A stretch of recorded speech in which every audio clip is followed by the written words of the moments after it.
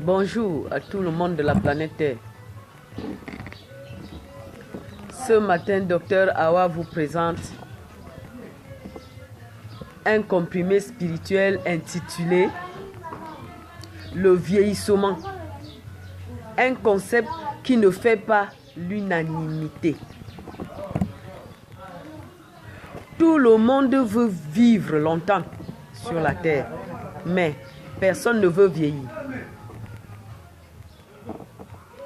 Notre société rivée de ses valeurs incarnées par la jeunesse n'est même pas prêt à assumer le module de la vieillesse. Et dans cette logique, le vieux sera toujours considéré comme moins actif, moins performant, moins beau et forcément moins heureux. Mais le langage reflète bien ce malaise, puisque l'adjectif vieux y est presque toujours compris dans un sens péjoratif. Une vieille théorie sera dépassée. Par exemple, un vieux beau sera toujours ridicule. Certaines activités échapperaient à la règle. Un vieux guéridon peut susciter la convoitise d'un antiquaire. Un vieux vin sera forcément meilleur qu'un pruneur et un vieux scénologue inspirera nécessairement le respect. Agatha Christie, en épousant un archéologue, aurait dit à son propos: plus je vieillirai, plus il m'aimerait et il resterait vivant de nombreuses. Donc quand elle a dit plus je vieillirai, plus il m'aimerait. Elle a épousé son mari et ils ont mis plusieurs années ensemble. Et entre-temps, l'histoire ne dit pas si la profession de son époux y fut pour quelque chose. Les journaux ciblés sur les seniors ont parfaitement intégré l'inquiétude, voire l'hostilité que le mot vieillir et ses dérivés inspirent,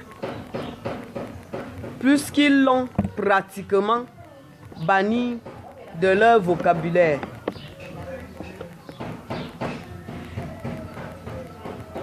Dans d'autres termes, nous pouvons dire 28,6% de 16 millions de personnes ont vieilli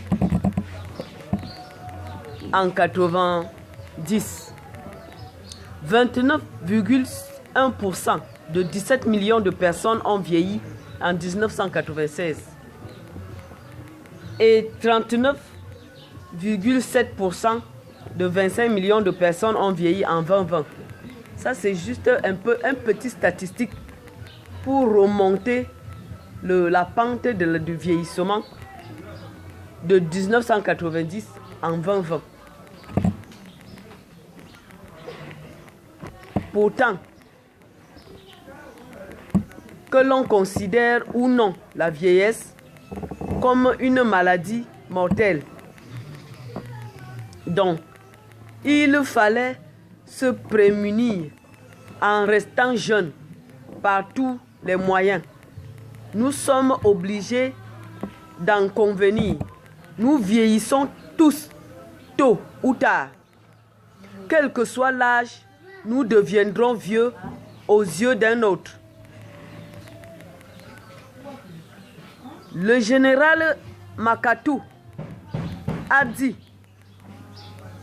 la vieillesse est-elle tributaire de l'état d'esprit, de l'état civil ou de l'état artère? Que l'on se place d'un point de vue chronologique, biologique, psychologique ou social, les critères d'entrée en vieillesse vont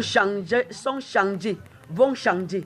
Donc si on se place dans tous ces critères, les critères biologiques ou psychologiques ou chronologiques ou bien social, la vieillesse ne peut pas changer du tout. Maintenant, pour vous, à quel âge peut-on vieillir? Nous pouvons vieillir à quel âge? Basons ensemble à 100%, 1,059. De 65 ans et moins, nous pouvons vieillir 9%. De 70 ans au moins jusqu'à 80 ans, nous pouvons avoir 28% de vieillesse. De 80 ans à moins jusqu'à 90 ans, nous trouvons 35% de vieillesse. Et de 90 ans et plus, nous trouvons 11% de vieillesse. Et l'âge moyen de la vieillesse, c'est 77 ans. Mes frères et mes sœurs, ne confondons pas la vieillesse à la maladie. Parce que les problèmes de santé apparaissent plus fréquemment dans la seconde moitié de la vie et que notre époque, par rejet de la vieillesse, ne veut admettre l'avance en âge que comme un processus maladif. Comme un processus maladif. On assimile souvent le vieillissement à une pathologie. En réalité, à y regarder le plus près, on constate que les affections liées à des maladies aiguës diminuent avec l'âge dans les deux sexes. Il existe des troubles liés à la sénescence.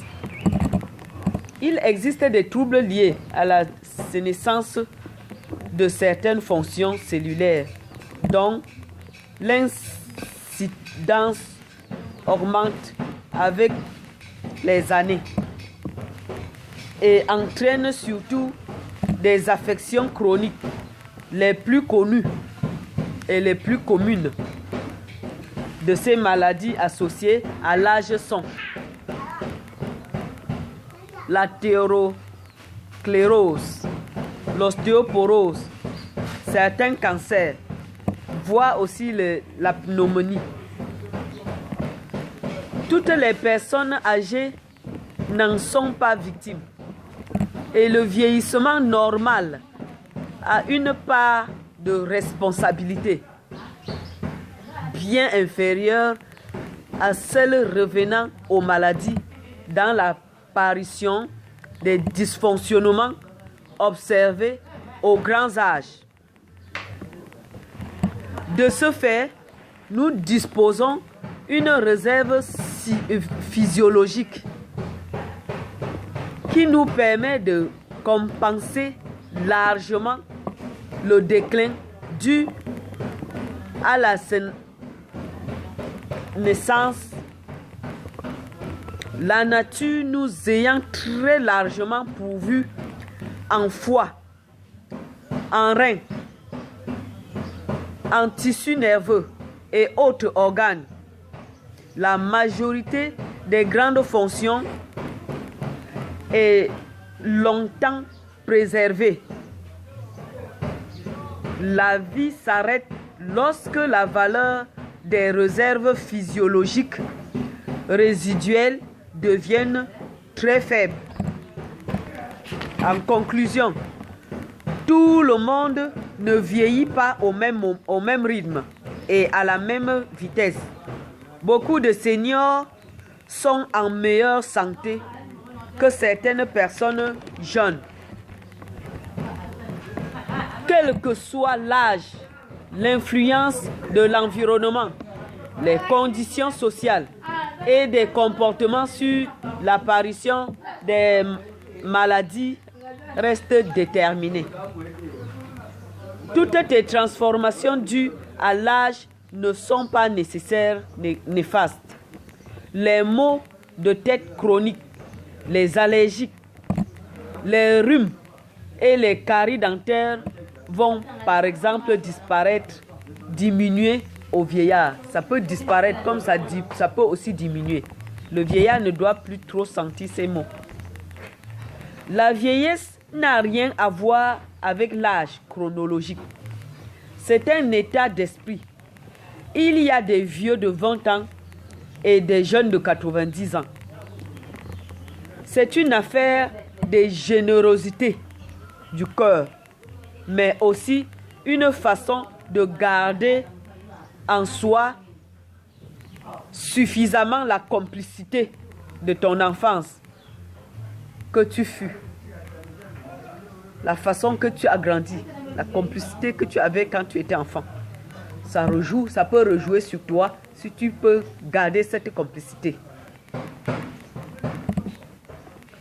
Et en d'autres termes, on n'a pas l'âge des artères, mais l'âge des désirs. Donc ton âge dépend de tout ce que tu penses. Si tu penses bien, tu ne peux pas vite vieillir. Quand tu as de bonnes intentions, tu te comportes bien, tu fais de bonnes choses, la vieillesse ne peut pas vite venir chez toi.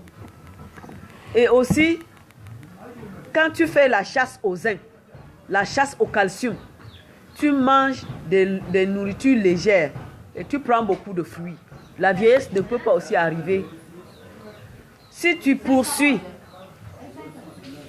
la force sportive, tu fais le sport au moins 2 fois ou 3 fois par semaine et tu marches régulièrement, même 30 minutes par jour, la vieillesse ne peut pas venir régulièrement, rapidement chez toi. Donc mes frères et sœurs, c'était là les comprimés spirituels de Dr Awa pour ce matin.